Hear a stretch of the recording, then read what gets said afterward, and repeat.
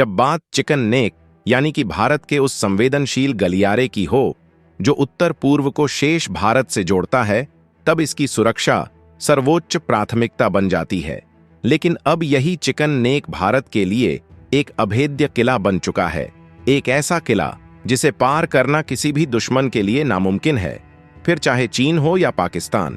भारत की इस रणनीतिक तैयारी और आधुनिक सैन्य तकनीक के सामने अब बांग्लादेश के यूनुस भी उछलना भूल जाएंगे, क्योंकि यह जगह भारत के लिए किसी ब्रह्मास्त्र से कम नहीं है और अब इसी जगह का इस्तेमाल बांग्लादेश और चीन के खिलाफ करेगा। पूरी डेवलपमेंट क्या है, आइए समझते हैं आज की इस वीडियो में।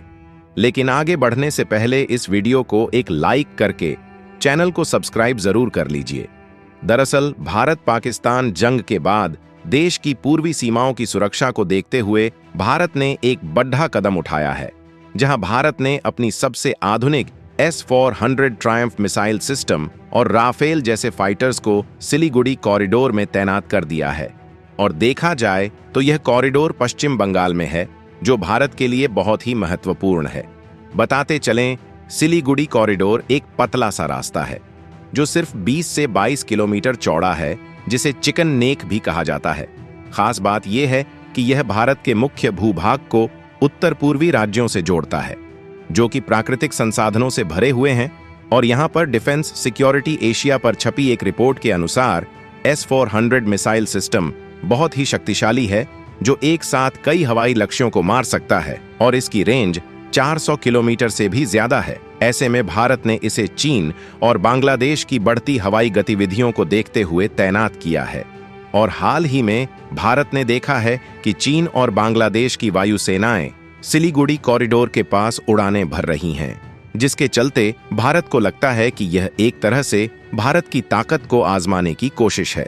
इसलिए भारत ने भी अपनी तैयारी पूरी कर ली है, फिर चाहे चीन को जवाब देना पड़े या बांग्लादेश को। दरअसल सिलीगुड़ी कॉरिडोर हमेशा से भारत के लिए चिंता का बड़ा कारण रहा है। ये इलाका इतना संवेदनशील है कि अगर दुश्मन ने यहां कब्जा कर लिया तो भारत के उत्तर पूर्वी राज्यों से संपर्क टूट सकता है। डोकलाम विवाद के बाद से भारतीय सेना ने यहां चौकसी और तैयारियों को और मजबूत कर दिया है और अब सेना हर पल अलर्ट रहती है और किसी भी खतरे से निपटने के लिए पूरी तरह तैयार है। देखा जाए तो भारत ने यह सख्त कदम ऐसे समय पर उठाया है जब बांग्लादेश की राजनीति में बदलाव हो रहा है, क्योंकि अब वहां यूनुस की सरकार सत्ता में है, जो लगातार चीन के करीब जा रही है, जबकि इससे पहले बांग्लादेश की सरकार भारत के साथ मजबूत रिश्ते रखती थी। लेकिन अब माहौल बदल रहा है। यूनुस सरकार न सिर्फ चीन बल्कि पाकिस्तान से भी नजदीकियां बढ़ा रही है और यूनुस सरकार चीन के साथ मिलकर कई आर्थिक और बुनियादी ढांचा परियोजनाएं शुरू कर रही हैं। ऐसे में भारत को लगता है कि चीन अपनी बेल्ट एंड रोड इनिशिएटिव के जरिए बांग्लादेश को अपने जाल में फंसा रहा है। और देखा जाए तो भारत हमेशा से BRI का विरोध करता रहा है। भारत का कहना है कि चीन इस परियोजना के जरिए पूरे एशिया में अपना दबदबा बढ़ाना चाहता है। यहां तक कि बड़ी खबर ये आ रही है कि बांग्लादेश चीन की मदद से लालमोनिरहाट जिले में एक हवाई अड्डा बनाने की योजना बना रहा है, जो सिलीगुड़ी कॉरिडोर के बहुत करीब है। अगर ऐसा होता है तो भारत के लिए खतरा और भी बढ़ जाएगा। ऐसे में इन खतरों को देखते हुए भारत ने सिलीगुड़ी में 100-400 मिसाइल सिस्टम को तैनात किया है। साथ ही हाशिमारा एयरबेस पर राफेल लड़ाकू विमानों का एक स्क्वाड्रन भी तैनात किया है। और देखा जाए तो राफेल लड़ाकू विमान भारत की वायुसेना की ताकत को कई गुना बढ़ा चुके हैं, क्योंकि ये आधुनिक तकनीक से लैस हैं, जिनमें मेटेओर मिसाइल, एस्कैल्प क्रूज मिसाइल और खास इलेक्ट्रॉनिक युद्ध प्रणाली लगी है। राफेल की सबसे बड़ी खासियत यह है कि ये हवा में ही दुश्मन को बहुत दूर से मार गिराने की क्षमता रखते हैं और जमीन पर भी बिल्कुल सटीक निशाना लगाते हैं। हाशिमारा एयरबेस पर राफेल के साथ मिग जैसे दमदार विमान भी तैनात हैं, जो एक साथ मिलकर आसमान में दुश्मनों के होश उड़ाने के लिए तैयार रहते हैं। इसके अलावा अब भारत ने अपनी सुरक्षा को और भी मजबूत बनाने के लिए ब्रह्मोस क्रूज मिसाइल रेजिमेंट को भी तैनात कर दिया है, जो कि दुश्मन के ठिकानों को जमीन या समुद्र में 300 से 500 किलोमीटर दूर तक आसानी से निशाना बना सकती है। खास बात यह है कि भारत और रूस ने मिलकर इसे तैयार किया है और यही वजह है कि ब्रह्मोस आज दुनिया की सबसे तेज क्रूज मिसाइलों में गिनी जाती है। इसकी रफ्तार और सटीकता इतनी जबरदस्त है कि दुश्मन को संभलने का मौका ही नहीं मिलता। जबकि भारत ने सिलीगुड़ी कॉरिडोर में कई स्तरों वाली वायु रक्षा प्रणाली भी बनाई है, जिसमें आकाश जैसी मध्यम दूरी की मिसाइलें, शोरेड बैटरी और वी शोरेड जैसे सिस्टम शामिल हैं। यह सिस्टम ड्रोन और क्रूज मिसाइलों जैसे सभी हवाई खतरों को रोकने में सक्षम है, जिसका मुख्य उद्देश्य हर समय निगरानी रखना और किसी भी हमले के लिए तैयार रहना है। लेकिन देखा जाए तो सिलीगुड़ी क्षेत्र में भारत की जमीनी सेना की कमान त्रिशक्ति कोर के पास है, जिसका मुख्यालय सुकना में है।